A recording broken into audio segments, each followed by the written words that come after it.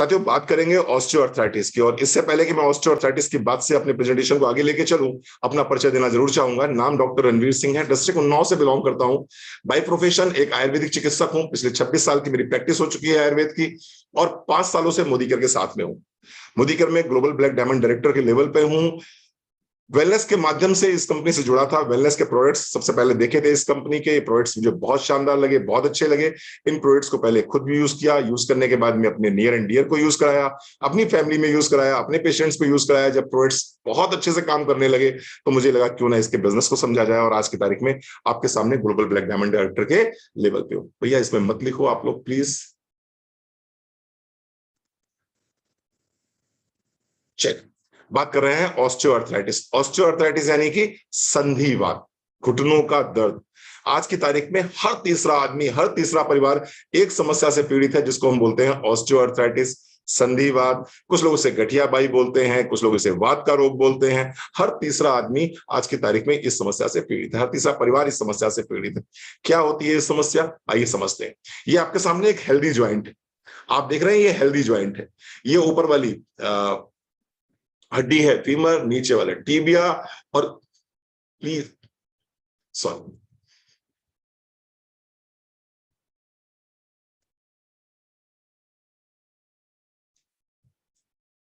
दो हड्डियां आपको दिखाई पड़ रही हैं, ऊपर वाली फीमर, नीचे वाली टीबिया। और ये दोनों हड्डियों को जोड़ कौन रहा है, जोड़ रही हैं हमारी मसल्स, जोड़ रही हैं हमारी मसल्स। अब होता क्या है, जैसे जैसे हमारी उम्र बढ़ती लगती है, जैसे जैसे हम 40 की उम्र क्रॉस करते हैं, 45 की उम्र क्रॉस करते हैं, 50 की उम्र क्रॉस करते हैं, प्रोटीन का सेवन प्रॉपर तरीके से नहीं करते, प्रोटीन बॉडी में प्रॉपर तरीके से एब्जॉर्ब नहीं होता, तो जब प्रोटीन बॉडी में कम होना शुरू हो जाएगा तो क्या होगा, आपकी मसल्स ढीली पड़नी शुरू हो जाएंगी, मसल्स कमजोर होनी शुरू हो जाएंगी। और जब मसल्स कमजोर होनी शुरू हो जाएंगी तो सीन ये बनेगा कि ये जो मसल्स जब कमजोर होंगी तो जो ऊपर वाली हड्डी है ये नीचे वाली हड्डी की तरफ खिसकना शुरू हो जाएगी। ये ऊपर वाली हड्डी जो है ये नीचे वाली हड्डी की तरफ खिसकना शुरू हो जाएगी। और जब ऊपर वाली हड्डी नीचे वाली हड्डी पर खिसकना शुरू हो जाएगी तो इन दोनों हड्डियों के बीच का गैप जो है ये गैप कम हो जाएगा। नीचे वाली हड्डी और ऊपर वाली हड्डी के बीच का जब गैप कम हो जाएगा, टीबिया और फीमर और टीबिया के बीच का जब गैप कम हो जाएगा तो होगा क्या, ये हड्डियां एक दूसरे से टकराएंगी। जब एक दूसरे से हड्डियां टकराएंगी तो क्या होगा, सूजन बढ़ेगी, और सूजन बढ़ेगी तो क्या होगा, दर्द होगा, दर्द होगा। साथ ही साथ में कार्टिलेज आपके जो लगे हुए हैं, ये जो कार्टिलेज आपको दिखाई पड़ रहे हैं ब्लू कलर के, ये दोनों कार्टिलेज घिसने शुरू हो जाएंगे, हड्डियों में टूट फूट शुरू होगी, और आपका जीवन दुर्लभ होना शुरू हो जाएगा। ना तो जीना चढ़ते बनेगा और ना ही जीना उतरते बनेगा, ना आलती पालती मार के बैठते बनेगा, और ना बहुत ज्यादा चलते बनेगा, यानी चल भी नहीं पाएंगे बहुत दूर तक। कारण क्या हुआ, आपकी दो हड्डियां, मसल्स का वीक होना, उम्र का बढ़ना, हड्डी का नीचे आना, नीचे की हड्डी से रगड़ना, घर्षण होना, घर्षण के बाद में टूट फूट होना, टूट फूट के बाद में स्वेलिंग आना, स्वेलिंग आने के बाद में फिर पेन होना, दर्द होना, और ये सीन्स बन गया आपका ऑस्टियोआर्थराइटिस का। इसके साथ साथ में एक चीज और होती है, ये दोनों घुटनों के बीच में यानी दोनों हड्डियों के बीच में एक फ्लूइड होता है जिसको हम बोलते हैं साइनोवियल फ्लूइड। आपकी भाषा में क्या बोला जाता है इसको, आपकी भाषा में आप इसे बोलते हो ग्रीस। एक निश्चित उम्र के बाद में धीरे धीरे क्या होता है, क्योंकि ये ग्रीस भी किससे बनती है, साइनोवियल फ्लूइड किससे बनता है, ये भी बनता है भैया प्रोटीन से। अब अगर प्रोटीन कोई व्यक्ति प्रॉपर मात्रा में नहीं ले रहा है तो होगा क्या, सीन क्या बनेगा कि ये साइनोवियल फ्लूइड भी धीरे धीरे सूखना शुरू हो जाता है। अब साइनोवियल फ्लूइड जब सूख जाएगा, ग्रीस सूख जाएगी, तो आप क्या समझते हो, जब भी कभी आपने देखा होगा आपके घर में दरवाजे हैं या आपके गाड़ी का गेट है, अगर वहां पर ग्रीस सूख जाती है तो क्या होता है, चर चर की आवाज आती है, यानी कि एक अजीब सी साउंड आती है, क्रेपिटस साउंड जिसको बोलते हैं हम। तो आप अगर अपने घुटने पे हाथ रखिए और घुटने को आगे पीछे कीजिए, यानी कि मान लीजिए ये मेरा घुटना है और मैं इसको आगे पीछे ऐसे ऐसे कर रहा हूं, और ऐसे ऐसे करने पे मुझे कट कट की आवाज आ रही है। जिस तरह से राम से ब्रदर्स की पिक्चर्स में जो दरवाजा खुलता था तो आवाज आती थी ना, कट कट कट कट, अगर इसी तरह की आवाज आपके घुटनों से आ रही है तो पक्का समझ लीजिए आप ऑस्टियोआर्थराइटिस के पेशेंट हो रहे हैं। आइए समझते हैं, आगे बढ़ते हैं, थोड़ा सा इसको और समझते हैं क्या है, क्या लक्षण होंगे इसके, क्या लक्षण होंगे। पेन विद एक्टिविटी, इसको बहुत ध्यान से समझिएगा आप, पेन विद एक्टिविटी। अगर कोई व्यक्ति ऑस्टियो आर्थराइटिस का पेशेंट है तो उसको पेन विद एक्टिविटी होगी, यानी कि जो वो एक्टिविटी करेगा तो पेन होगा। जीना चढ़ेगा, जीना उतरेगा, वॉकिंग करेगा, आलती पालती मार के बैठेगा तो उसको पेन होगा। लेकिन अगर वो शांति से एक जगह पर बैठा हुआ है, पैर हिलडुल नहीं रहे उसके, आराम से बैठा हुआ है, तो उसको किसी प्रकार की दिक्कत नहीं होगी। अगर ऐसा कुछ होता है कि आप जब पेन विद एक्टिविटी होती है और तब आपको पेन होता है, तो इसका मतलब क्या हो गया कि आप ऑस्टियोआर्थराइटिस के पेशेंट हो सकते हैं। लिमिटेड रेंज ऑफ मोशन, यानी कि बहुत ज्यादा पैर आपका खुल नहीं पाएगा। जैसे मैंने कहा ना आपका कि ये जो पूरा पैर है, ये पूरा पैर खुल पाएगा कि नहीं खुल पाएगा, तो अपना पैर देखिए, क्या पूरा अंदर तक बेंड हो पा रहा है, क्या पूरा पैर खुल पा रहा है। अगर ये पूरा पैर नहीं खुल पा रहा है तो you could be A patient of osteoarthritis. Joint में जकड़न महसूस होगी, जकड़ स्टिफनेस होगी, जकड़न महसूस होगी। आप सुबह उठेंगे तो जकड़ा हुआ महसूस होगा, बहुत देर तक बैठ गए फिर एकदम से उठे तो आए राम, जान निकल गई एकदम से। अगर ऐसा हो रहा है तो फिर ये ज्वाइंट किसका हो गया, ये भी ऑस्टियोआर्थराइटिस के पेशेंट हो गए। अगर जोड़ों में स्वेलिंग आ रही है, then again you are a patient of osteoarthritis. Need tenderness है, कड़ापन है, आप उसे छू के देख रहे हैं तो टाइट टाइट सी लग रही है घुटना आपका, तो ये भी क्या हो गया, ये भी ऑस्टियोआर्थराइटिस का सिग्नल हो गया। इसके साथ साथ में अचानक चलते चलते ऐसा लगता है जैसे लप से हुआ और घुटना झूठा हो गया। घुटना झूठा हो गया यानी कि लगा एकदम से गिर जाएंगे, एकदम से पैर में जान ही नहीं रहेगी एकदम से। अगर ऐसे कुछ सिम्टम्स आते हैं तो ये सिम्टम्स हैं किस बात के, कि भैया आपका घुटना प्रॉपर तरीके से काम नहीं कर रहा है और आप पेशेंट हो रहे हो ऑस्टियोआर्थराइटिस के। आइए आगे बढ़ते हैं। क्या कॉजेस होंगे ऑस्टियोआर्थराइटिस के, क्यों होता है ऑस्टियोआर्थराइटिस। कई बार आप लोग कहते हो ना, बड़े बुजुर्ग मैंने सुना है जब 50, 55, 60 की उम्र हो जाती है और ये ऑस्टियोआर्थराइटिस उनको पकड़ता है तो कई बार इतना दर्द उनको होता है, इतनी क्या कहते हैं, असहज महसूस करते हैं अपने आप को, और इतना ज्यादा वो डिपेंडेंसी हो जाती है उनकी छोटे छोटे कामों के लिए, तो कई बार वो भगवान से पूछते हैं कि हे भगवान, तो हमका ये दर्द काहे दिन हो, या हे भगवान तुमने मुझे दर्द क्यों दिया। तो आइए समझते हैं कॉजेज ऑफ ऑस्टियोआर्थराइटिस क्या होंगे, यानी कि आपके संधिवात के कारण क्या हो सकते हैं। तो उन कारणों में एक तो कारण है बढ़ती हुई उम्र का, यानी कि अगर आपकी उम्र 40 के ऊपर हो गई है और आपके जोड़ों में दर्द शुरू हो गया है तो कोई बड़ी बात नहीं है। 40 के बाद में जोड़ों में दर्द आज की तारीख में स्टार्ट हो गया है, पहले तो नहीं होता था, लेकिन आज की तारीख में आपके लाइफस्टाइल की वजह से आज की तारीख में 40 के बाद में ऑस्टियोआर्थराइटिस के केसेस देखे जाते हैं। वुमेन्स में स्पेशली ज्यादा देखे जाते हैं ऑस्टियोआर्थराइटिस के केसेस। और क्यों ऐसा होता है वो समझ लीजिए। 30 वर्ष की उम्र के बाद में आपके शरीर में कैल्शियम का बनना और एब्जॉर्ब होना दोनों कम हो जाता है। जब कैल्शियम बनेगा नहीं, कैल्शियम एब्जॉर्ब नहीं होगा, आपको जिंदा रहना है उसके लिए कैल्शियम चाहिए ही चाहिए होगा। जहां पर पैसा ज्यादा होता है वहां से पैसा निकाला जाता है, यानी जहां पर कैल्शियम ज्यादा होगा वहां से बॉडी कैल्शियम निकालेगी। आपके दिल को धड़काने के लिए कैल्शियम कहाँ ज्यादा होता है, आपकी हड्डियों में। हड्डियों से कैल्शियम जब बाहर निकाला जाएगा तो वहां पर कैल्शियम धीरे धीरे धीरे धीरे कम होना शुरू हो जाएगा and you could be a osteoarthritic patient. तो वुमेन्स ज्यादा कॉमन होती हैं अपेक्षाकृत मैन के, पुरुषों की अपेक्षा महिलाएं ज्यादा कॉमन होती हैं ऑस्टियोआर्थराइटिस के लिए। इसके साथ साथ में अगर आपका वजन ज्यादा है, तो मैं फिर आपको एक स्लाइड पीछे ले जाऊंगा। अगर आपका वजन ज्यादा है तो क्या होगा, ये जो लोड है ना, ये लोड, ये मसल्स आपका इस हड्डी का लोड नहीं ले पाएंगी, इस हड्डी का लोड नहीं ले पाएंगे, फीमर का लोड नहीं ले पाएंगी। और जब फीमर का लोड वो नहीं ले पाएंगे तो ये हड्डी नीचे खिसकेगी बार बार, ये हड्डी बार बार नीचे खिसकेगी। तो अगर आपका वजन ज्यादा है तो भी आपको समस्या हो सकती है और आप इसके ऑस्टियोआर्थराइटिस के पेशेंट बन सकते हैं। तो वेट को अपने कंट्रोल करना बहुत बहुत बहुत जरूरी है। अगर आपके सिबलिंग्स में या आपके पेरेंट्स में किसी को ऑस्टियोआर्थराइटिस है तो you could be A patient of osteoarthritis, यानी कि जेनेटिक के भी कुछ चांसेस हो सकते हैं।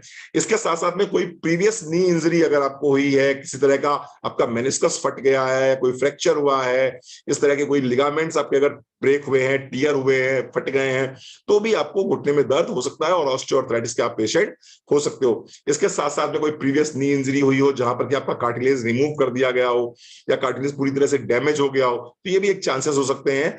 मेन अगर बात करी जाए तो एक तो आपकी उम्र, बढ़ती हुई उम्र, दूसरा आपका वजन, तीसरा आपका जेंडर, और चौथा अगर कोई आप ऐसा काम करते हो जहां पर कि आपके घुटनों पे ज्यादा लोड पड़ता है, जैसे कि जो सिक्योरिटी गार्ड्स होते हैं वो परमानेंट खड़े रहते हैं, तो वहां पर वेरिकोज वेन्स के साथ साथ में ऑस्टियोआर्थराइटिस की संभावना बढ़ जाती है। जो लोग आपके एथलीट्स होते हैं, यहां भी आपने देखा होगा ऑस्टियोआर्थराइटिस की संभावना बहुत बढ़ जाती है। जो लोग बहुत ज्यादा एथलीट होते हैं, बहुत ज्यादा रनिंग करते हैं या लॉन्ग जंप करते हैं या हाई जंप करते हैं, ऐसे लोगों की भी नी पे स्ट्रेन पड़ने की वजह से समस्याएं बढ़ जाती हैं। जो लोग पैरों वाली सिलाई मशीन चलाते हैं, ऐसे लोगों को भी ऑस्टियोआर्थराइटिस की संभावना ज्यादा हो जाती है। तो अगर आपका कोई ऐसा जॉब है जिस तरह का कि मतलब उसमें आपके घुटनों का बहुत ज्यादा मूवमेंट रहता है, बार बार आप घुटने मूव कर रहे हैं, जिसकी वजह से घुटनों पे प्रेशर ज्यादा पड़ रहा है, जिसकी वजह से कार्टिलेज पे बार बार दबाव पड़ रहा है, कार्टिलेज घिस रहे हैं, तो वहां भी इस तरह की संभावना हो जाती है। इसके साथ साथ में कुछ और बीमारियां होती हैं, जैसे कि अगर किसी को रूमेटॉइड आर्थराइटिस हो जाए, जहां पर कि आपके कार्टिलेज धीरे धीरे सूखने लगते हैं, आपका जो साइनोवियल फ्लूइड है वो सूखने लगता है, तो वहां भी ऑस्टियोआर्थराइटिस संभावना बढ़ जाती है। इसके साथ साथ में सबकॉन्ड्रल बोन अगर आपकी है, वहां पर कोई प्रॉब्लम हो जाती है, तो भी ये समस्याएं हो जाती हैं। यानी बेसिक में बात करूं, अगर कारण की बात करूं, तो बढ़ती हुई उम्र, आपका वजन, आपका जेंडर, और इसके साथ साथ में आपकी जो लाइफ स्टाइल है, वो मेन रीजन है आपके ऑस्टियोआर्थराइटिस के पीछे। ट्रीटमेंट ऑफ ऑस्टियोआर्थराइटिस, अगर मैं आपसे कहूं भैया लाइफस्टाइल में क्या क्या चीजें सही करनी है और किस तरह से घर में रहकर ट्रीटमेंट किया जा सकता है ऑस्टियोआर्थराइटिस का, तो सबसे पहला काम आपको क्या करना है, आपको अपना वेट कम करना है, आपको अपना वजन कम करना है। जितनी जल्दी आप अपना वजन कम करेंगे, उतना ज्यादा आपको वेट लॉस करने में हेल्प मिलेगी। सॉरी, जितनी जल्दी आप अपना वजन कम करेंगे, उतनी जल्दी आपको ऑस्टियोआर्थराइटिस से रिलीफ होना शुरू हो जाएगा। साइंस ये कहती है, विज्ञान ऐसा कहता है कि अगर आपने अपना 5 किलो वजन कम कर लिया, अगर आपने अपना 5 किलो वजन भी कम कर लिया, तो आपका जो पेन है उसमें आपको 50% का रिलैक्स हो जाएगा, 50% आपको आराम मिलना शुरू हो जाएगा, सिर्फ 5% सिर्फ 5% वेट कम करने से। अगर मान लीजिए आपका वजन 80 किलो है, आपने 4 किलो वजन कम कर लिया, 76 किलो वेट कर लिया, तो जो आपका पेन था ना, उस पेन में 50% आपको रिलैक्सेशन हो जाएगा। तो सबसे पहला काम क्या करना है, आपको वजन कम करना है। दूसरा क्या करना है, आपको अपने ज्वाइंट को प्रोटेक्ट करना है, अपने ज्वाइंट को प्रोटेक्ट करना है। कैसे प्रोटेक्ट करना है, जो भी आप काम कर रहे हैं, जिस तरह की भी लाइफ स्टाइल को आप जी रहे हैं, उस लाइफ स्टाइल से बाहर निकलिए और वो लाइफ स्टाइल यूज कीजिए जहां पर आपका ज्वाइंट प्रोटेक्शन में रहे।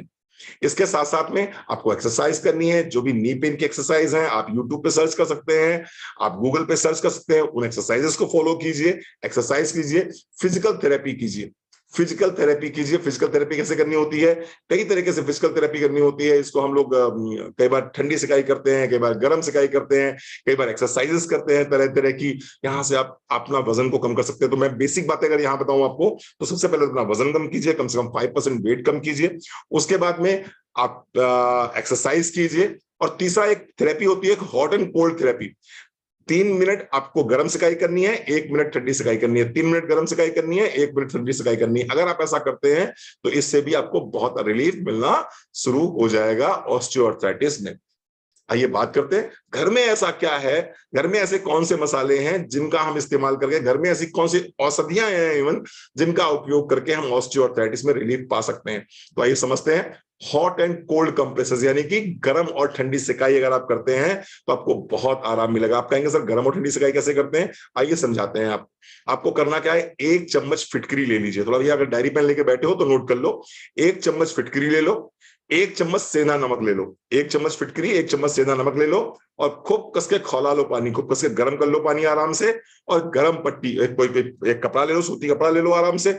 उसी सूती कपड़े में उसको डालो, गर्म पानी में डालो, उसको अच्छे से भिगो लो और रैप कर लो। रैप कर लो घुटने पे। कितनी देर करना है, 3 मिनट। 3 मिनट आपने गर्म सिकाई करी। उसके बाद में फिर आपने क्या करा, एक दूसरी तरफ आपने पानी रखा हुआ है ठंडा, बिल्कुल चिल्ड बर्फ वाला पानी रखा हुआ है। फिर आपने वही पट्टी जो है किसमें डाल दी है, ठंडे पानी में डाल दी। फिर 1 मिनट आपने क्या करा, ठंडे पानी में कर दिया। तो पहले आपने 3 मिनट गर्म सिकाई, 1 मिनट ठंडी सिकाई। जो गर्म सिकाई करी उसमें क्या डाला, सेंधा नमक और फिटकरी डाली हुई है। 1 लीटर पानी में 1 चम्मच सेंधा नमक, 1 चम्मच फिटकरी डाल दीजिए। उससे आप गर्म सिकाई कर सकते हैं 3 मिनट के लिए। 1 मिनट के लिए बर्फ वाले पानी सिकाई कर दीजिए। तो हॉट एंड कोल्ड कंप्रेसेस बहुत जरूरी है।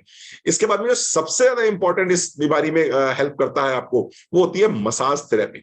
आपको मसाज बहुत हेल्प करता है। कौन सा मसाज कराना है आपको इसमें, आपको इसमें मसाज करना है, आपको इसमें मसाज करना है तिल के तेल का या कड़वे तेल का।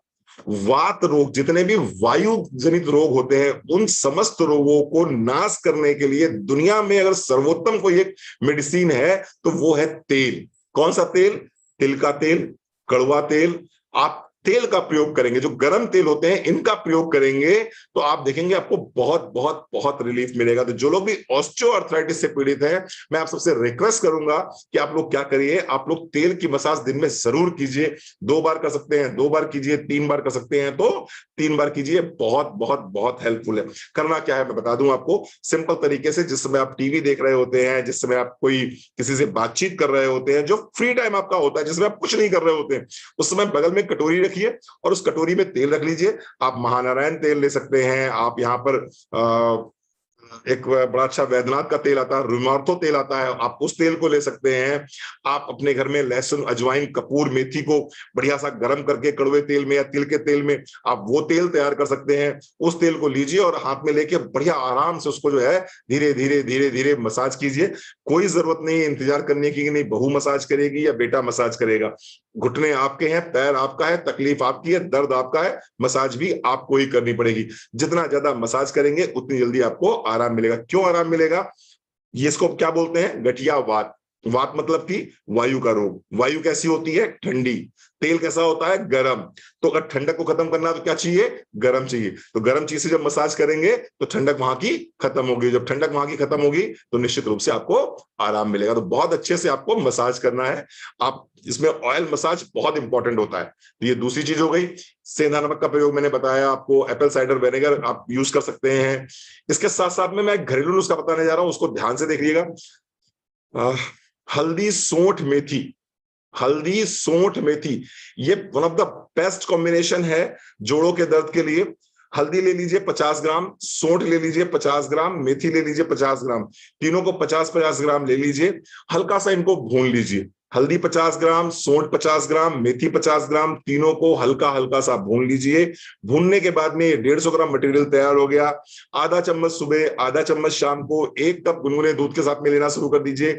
ये पूरा का पूरा दर्द भी खींचेगा, पूरी की पूरी सूजन भी खींचेगा, और जो वात है ना, वायु बिगड़ी हुई वात जो है, उस वात का अनुलोमन कर देगा। यानी कि जो वात है वहां पर, उस वात को भी अनुलोमन कर देगा। जहां से निष्कासित होनी है वहां से उस वात को निष्कासित कर देगा। वात रोगों के लिए one of the best combination मैंने आपको बता दिया। ग्रीन टी बहुत हेल्प करती है। ग्रीन टी जितना अच्छा करेंगे, दिन में 2 बार ले सकते हैं, 1 बार ले सकते हैं, तो ये आपको बहुत हेल्प करेगा। तो ये कुछ मैंने आपको बताई होम रेमेडीज।